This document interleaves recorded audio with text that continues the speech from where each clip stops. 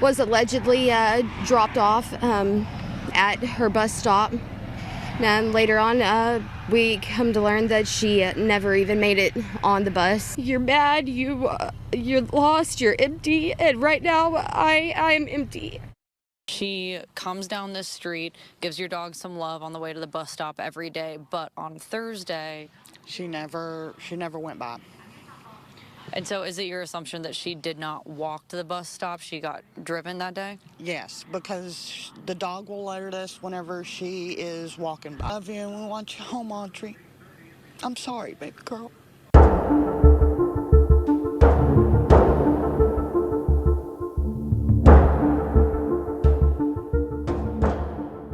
Welcome back to Kari Moody. I appreciate all of you being here. Unfortunately, you guys, we are on day 4 of the search for Audrii Cunningham, and she has still not been found. Now, real quick, before I go into the video, I do want to just clarify a couple, maybe a few things from my last video, and I might even touch on it later. It's hard telling what I might do, but Aaron Paskett, that is the name that Audrii says in the tattoo video. Now, Aaron is Audrii's godmother. So I want to make that clear real quick. The next thing is that it has never been confirmed. Now, I mean legitimately confirmed that this Stephen McDougal was left in charge of Audrii. He makes it appear that way in the messages to Audrii's mom. I get it. Out of the 3 pictures that I'm showing right now, one of them I do not have the date on, and that is a picture of Stephen with Audrii's father, Joshua. The other 2 are dated June 24th of 23. That's Florida bound with Tabitha, Audrii, and some others. And then October 21st, 2023, Texas State Fair. I am not sure who the lady is in this picture. So there's at least been a relationship between Stephen and the family. So they've known each other for, we could probably safely say at least 1 year. But we don't know how long Stephen has lived there, how close he really is. It looks like they're probably pretty close to me, but that's my opinion. But as far as whether or not he was left in charge of Audrii when her father was out of town, that is my question. We've also heard from neighbors that have said that they only saw Stephen McDougal there a couple of times. Neighbors have said that Audrii always walked to the school bus stop. It would pick her up right around 7 a.m., but she did not get on the bus that Thursday morning. And we have an interview with one neighbor, at least, has made that claim. It is also alleged that there are cameras from right there that show that Audrii never got on the bus. We also have heard that the bus driver confirmed that she was never on the bus. Law enforcement has not confirmed any of that. All right, with that out of the way, Monday marks day 4 of the search for Audrii Cunningham, who was last seen Thursday, February 15th, 2024. Search efforts were initially focused on a southern area of Lake Livingston on Friday, and then Texas EquiSearch was seen looking for her near an area near 59 and the Trinity River on Saturday. The Polk County Sheriff's Department said that the Trinity River boat ramp off of I-69 will be closed today as the search continues. So it appears that they are going to be searching near the Trinity River boat ramp. The footage you're seeing on the screen, this is footage from Grizzy Hood News. If you don't follow her, she has a YouTube channel. She has a very large Facebook channel. Go follow her. Let's discuss Stephen McDougal for a moment. Now, Stephen is in custody on an unrelated charge. However, he is the main suspect in the disappearance of Audrii Cunningham. As for Stephen's record, it is very lengthy. However, the child enticement charges in 2008 appears to only brought a 3-year charge. He was not required to register as an SO. So I want to clear that up. He is not required to register as an SO. Now, I want to add that attempted indecency, even if the charges were dropped down because of a plea agreement, I absolutely do not agree with these people not having to register. It is bullshit. If they were brought on charges that had something like this related to a child, then they should still have to be on that SO list. That's my opinion. I think it's bullshit that he's not on it. Now, there have been other accusations against the suspect in custody. Stephen McDougal come out on social media since this sad case took off. They are all alleged, and to our knowledge, charges were never pursued. However, then there is this accusation that allegedly happened in 2019. I've intentionally removed the poster's name from this in the video, but it is in the Find Audrii Cunningham Facebook group. And this lady says, in 2019, Stephen McDougal asked me and my child's father for a ride. He told us he needed to be dropped off at a friend's house. He told us to drive down this road with a bunch of trees, and he told us to pull into this abandoned drive that his friend's house was in walking distance. During the car ride, Stephen asked me to use my cell phone. I let him use my phone. He asked my kid's father if he wanted to walk with him to the house to, quote unquote, meet his buddy. Something in my gut didn't feel right, so I stepped out of the car, and before I could get completely out of the car, my kid's father was being beat in the head with a metal pipe, and I panicked and was trying to find my phone that he hid in my back seat, so it would take some time for me to try to find it. I called 911. My kid's father was running, trying to get away from him with the pipe, and he got him on the ground in a ditch and continued to beat him in the head with the pipe. I did get in touch with 911 and was crying on the phone, telling them to please come help me. He was hurting my kid's father really bad. And Stephen came up to me and told me to hang up the phone. I told Stephen no, that the cops knew where I was and they knew his name. Stephen then took off running through the woods, and my kid's father was gushing blood from his head, and his head was split open. A few days later, after the incident, we heard that Stephen needed a car for a robbery from a friend he told, and he was trying to steal my car and leave me and my kid's dad out there that night. God was with us, and I'm praying for Audrii and her family. Justice needs to be served to this monster. He's not a good person. Prayers to everyone involved.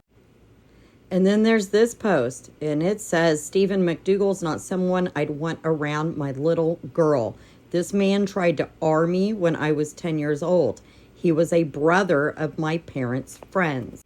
She then goes on to say, and he got away with it. Back in 2014, he got caught sending a little girl on Facebook a picture of his tiny little thing. And of course, we also have these screenshots of what Mr.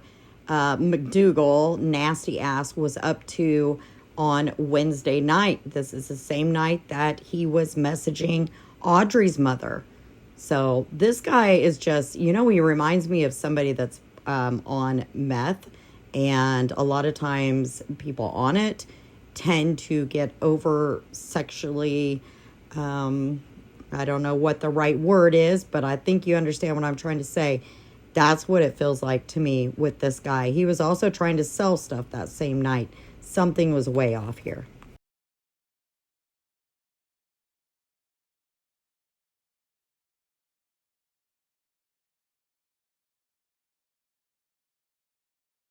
Let's turn and discuss the grandmother real quick. Now, it appears to me that Tabitha did have an addiction of some sort, as she shared posts on February 2nd of 2013 and February 2nd of 2018, thanking God for freeing her from it. Now, if she truly is clean, that's amazing. That's wonderful. I am all for that for anybody, I never would hold that against somebody. On February 5th of 2013, now that was the day Audrii was born, weighing 6 pounds, 3 ounces, and 17 and a half inches long. The mom said at the time that Josh, her dad, was so proud. According to Josh's brother's post, Joshua then got custody of Audrii on June 24th of 2015. Other than that, there's not a whole lot out there about Tabitha, the grandmother. She has a husband now. She also had a husband that passed away at some point. Then she remarried a man named Philip. This man is pretty educated. He holds a Bachelor of Science in the nautical industry. He is currently a ship captain with lots of experience in oil field support. Him and Tabitha own a very nice lake home there in Livingston. It's a 3-bedroom, 5-bath, 3,000 square feet, and worth approximately $339,000 now. It appears that it was last sold on September 23rd of 2011 for $235,000. With 3+ fenced lots, it's not real surprising to me that there's a camper on the property. I think I also saw a boat there. Now, I personally wouldn't be letting anyone live in a camper on my nice little, beautiful Lakeview property, but that's just me. Apparently, Philip also worked out of town a lot, and it is said in comments that Tabitha would get lonely. So Stephen lived there, and he helped Tabitha out. And there's also this post, and so this kind of just backs that up. This one said, the thing with Tabby, when people come into her home, she treats them as if they're a family. All right? I can believe that. There's a lot of people like that. She says, instantly. When I was around the family, due to a relationship I had with the father's brother, she instantly welcomed me with open arms, invited me to family events, and even allowed me to stay overnight multiple times. Really, whenever I wanted. I was 18. I didn't have a problem with anything or think it was weird. My relationship with the brother partly ended because of all the shady people always coming in and out of the house while her husband was away at work. I fondly remember being around Audrii until a friend of mine was not related to anything happening in that house. It was completely separate. But after Ashton was gone, I had a falling out with my friend who I'd been friends with since 2nd grade over shit I honestly had no reason to be sticking my nose in. Lucky, now this is Joshua, Lucky never really took care of Audrii. It was my used-to-be friend, Aaron, that took care of Audrii all the time. Ashton paid for a lot of things for Audrii, and Aaron always had her at the house with her every time I would come over. Cassie is a shady character, just as much as Lucky. So I guess what I'm trying to say is Tabby never did background checks on anybody. She never asked about pasts. She is a lonely woman who let anyone and everyone in her home and have access to anything in the home.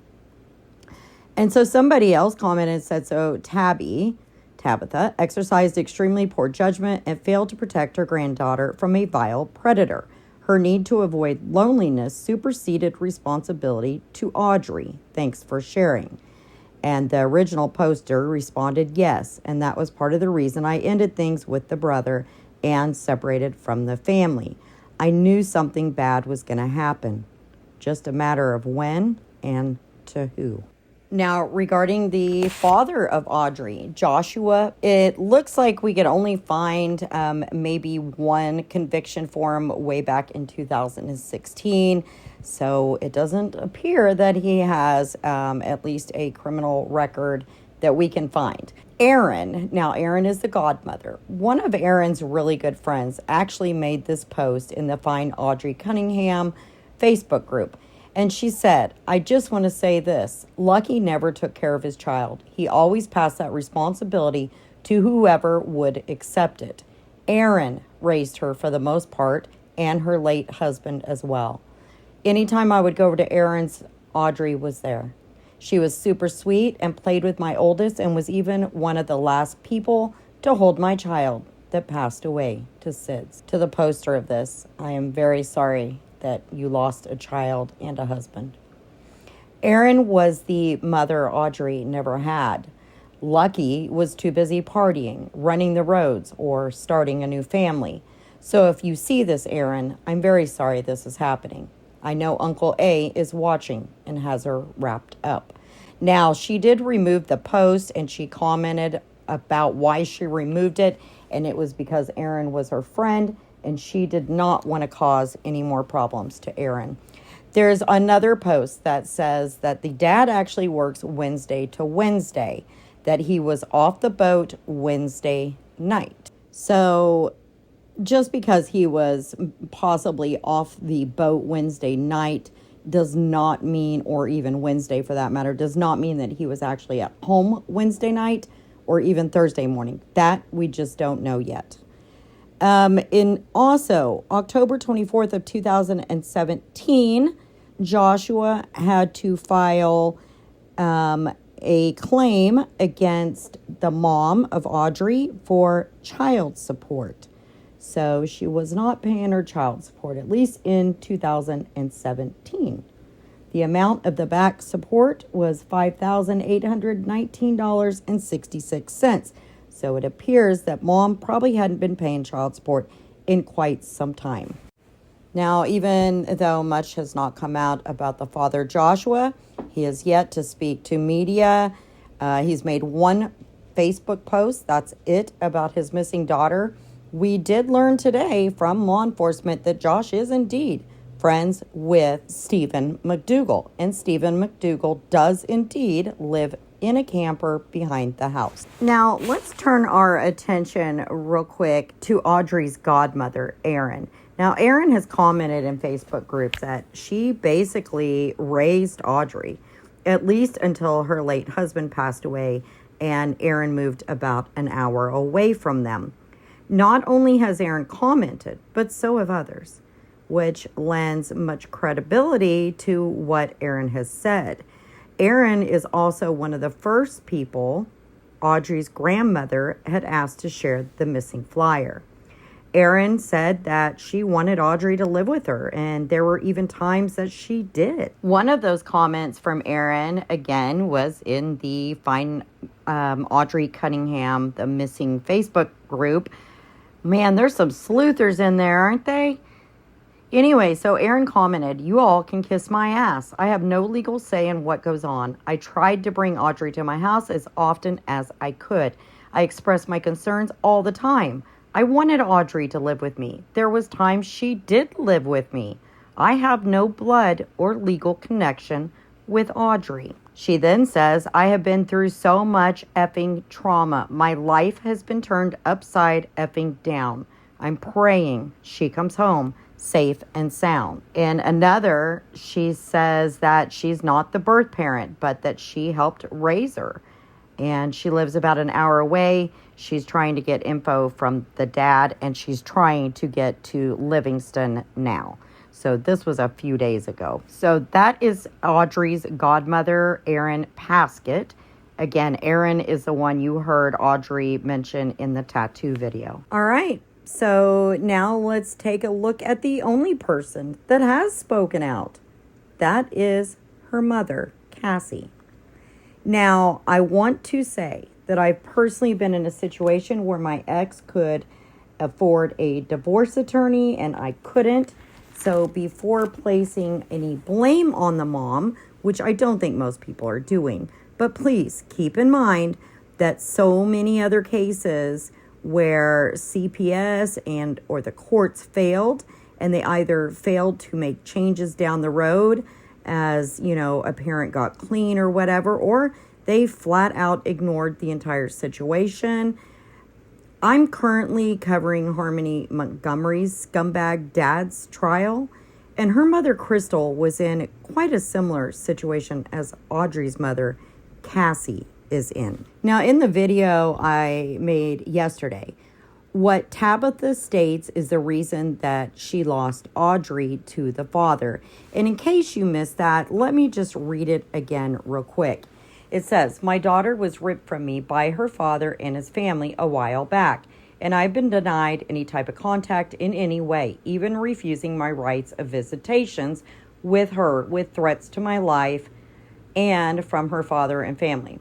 I've been stacking up my proof of such in hopes to take her father to court with enough evidence of her being kept from me that the judge couldn't deny me the custody I fight for.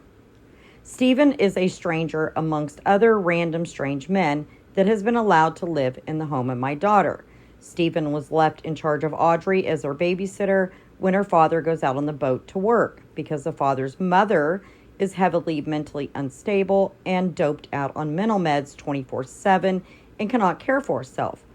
She then says, this is all information I've retained from other people around the family.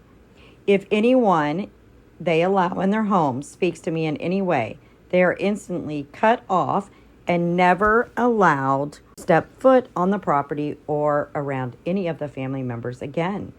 Now, recently, she said, Steven started to message me about Audrii, like he wanted to help her see me. I wonder why she said recently, because we kind of all have wondered if there was other messages there. Anyway, she said, I've known the man wasn't right from the jump, but used him to get any information I could about my child. Last night, he messaged me trying to convince me to come alone without my fiance to a park around the corner from my home to meet up with him and see my daughter. All right, so we all saw those messages. He didn't really say come alone, but okay. He insisted Audrii didn't like my fiance and she doesn't even know him. Red flags are flying high to me at this point, but I play along with the idea in hopes to get my daughter in my sight and hands after school so that I could call her father myself to come get her from this man. If she was going to call the father herself to come get him from this man, does that mean that Joshua was indeed home on Wednesday night, which was Valentine's night? I was only trying to keep her father from pressing false charges or giving me further backlash or my daughter further backlash for being around me. He talks about all the chaos they put my daughter through at that home, and he isn't the only mouth I've heard these things from. Well, he tells me he's taken her to school this morning and then coming to me with her after school. I realized that wasn't the case, and I messaged, I guess today isn't going to happen, and have a good day. Meanwhile, my fiance tried to contact her father directly due to me being blocked from all social media accounts. My fiance wanted to let him know that something wasn't right about Steven and the whole situation. At 7 p.m., her father's mother goes to my fiance's mother's home in the same neighborhood as they live, claiming she is missing and never got off the bus. Her father received a message from the school at 1 o'clock today saying she wasn't at school, and he didn't even attempt to contact the bus barn until 5 p.m. They didn't contact the lot until after 7. How do you not notice your 11-year-old daughter hasn't made it home from the bus stop for 3 to 4 hours? All right, well, we now know that the dispatch call, I believe, came in somewhere around 5:30. I don't know the exact time, but it was around 5:30-ish, not 7. Steven said he was taking her to school. Then when she came up missing, he all of a sudden was taking her to the bus stop. Things don't add up. And why did he push so hard to try to get me to meet him alone? I need answers, and I need my baby to come home. This man clearly knows what's going on or where my baby is, and I know it in the pit of my stomach. Now, that is some mother's intuition, though, for sure. It most definitely is. And of course, I completely know and understand that in these situations, there's always going to be family going against other family, people coming out saying things that they may or may not know as truth. But these are, just things that have been said about the mom. Now, mom really fired back overnight last night. She says she never lost custody of Audrii, but she was instead manipulated by Audrii's father and his mother. So let's real quick go over what Cassie had to say overnight, Sunday night. She said, I'd like to address all of the assumptions being passed around here recently. If you can provide me a record that states I failed a test for court in the custody battle of Audrii, then and only then can you accurately state I was on drugs, chose drugs over my child, did drugs around my child, etc. Just know that can't be done because it is nothing other than a rumor spread by the same father that put her in this situation to begin with. Now, until then, you all look like nothing other than a bunch of silly people who chose to speak on a subject they obviously uneducated in. The professionals you look to solve this case know the facts and reasons behind those messages that I chose to post myself to be nothing other than crystal clear and honest about everything because I have nothing to hide. Just know that your bullshit doesn't faze me one bit because the most important and only important thing to me is finding my daughter.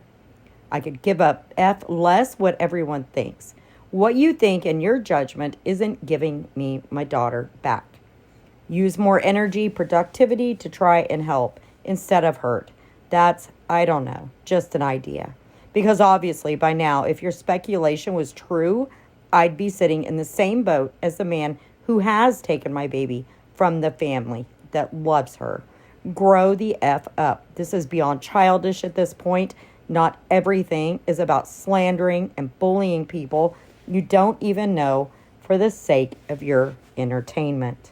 I have to agree with her. That's why I try to be very careful in these cases to not place blame because you guys, we never know. We never know. Same with Summer Wells. Sorry, guys. We don't know. Yeah, there's lots of red flags. Yeah, parents can act a little shady. So can everybody else that's been around Summer Wells and her brothers. So we just never know. And I agree with the mom. You know, somebody brought it to my attention that in my video yesterday that I said that she was on drugs at some point, but allegedly had been off. And I did apologize for that. I do try very hard to at least say, you know, this is what's being said. This is alleged. We don't know for a fact. And so we don't know that for a fact, right? I really don't want to put out rumors and speculation. My channel, I try to just do the facts. So if what I said in my video yesterday is false, then I truly apologize for that. I really do. Now, again, Joshua's brother posted on June 24th of 2015 that Audrey's dad had gotten custody. Cassie does have a child abandonment / imminent danger / death on June 10th of 2015. Then in 2022, she also says that she had recently lost a baby because the baby's father had beaten her so badly that she had a miscarriage. So at least sometime before September 2022, she was not in a good place as far as having children around in that type of situation. Cassie, if you do hear this, I truly am sorry for your loss. But I can see so the child support and, things like this that definitely have gone against her in trying to get any kind of rights back. Now, we don't know. I think she kind of says that she's been fighting for it. We don't know if she has or not. Other people say that she hasn't even spoken or seen her daughter, Audrey, since, 3 years now. So we just don't know. Now, Cassie says she has taken 3 polygraph tests over Audrey's missing case and has answered all questions asked of her by law enforcement. And let me remind you, law enforcement has said that the family is cooperating. Now, we know that can always change, but as of the last press conference this afternoon, the family is cooperating and they do have their main person of interest in custody, and that is Stephen McDougal, not Cassie, not Joshua, not Tabitha. Well, today during the afternoon press conference, it was the first press conference since Saturday. Law enforcement said that Stephen is kind of sort of not really being cooperative. If you ask me, I think he's leading them on a wild goose chase. They did, though, in fact, find her backpack, or it's not a backpack, you guys. It's a Hello Kitty, little purse that she has. So sadly, they did find that, but that doesn't mean all hope is gone. It doesn't. So I think he's just playing games with them. The family is still cooperating. At this time, he is the only person of interest in this case. Let's listen real quick to that press conference.